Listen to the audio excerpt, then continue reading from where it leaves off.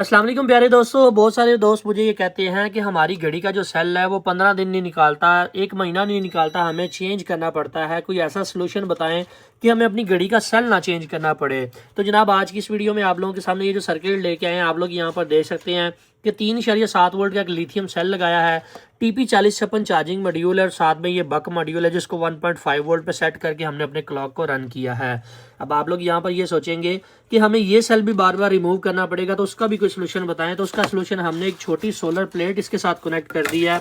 इसे मैं जैसे ही लाइट के नीचे करता हूं तो आप लोग यहाँ पर देख सकते हैं कि यहाँ पर चार्जिंग की LED लाइट ग्लो करने लग जाती है। सो अगर आपके कमरे में घड़ी ऐसी जगह पे लगी हुई है जहाँ पे रोशनी पड़ती है तो ये उस रोशनी से भी चार्ज हो सकती है। अभी रात का टाइम है, आप लोग यहाँ पर देख सकते हैं कि इस छोटी सोलर प्लेट से हम इस सेल को चार्ज कर रहे हैं और उससे आगे हमारी घड़ी चल रही है। अगर आप इस प्रोजेक्ट की डिटेल वीडियो देखना चाहते हैं तो हमारे official YouTube channel mister engineer को जरूर सब्सक्राइब कर लें। वहां पर डिटेल से आप लोगों को गाइड किया जाएगा कि किस तरह से आप इस सर्किट को डिजाइन कर सकते हैं।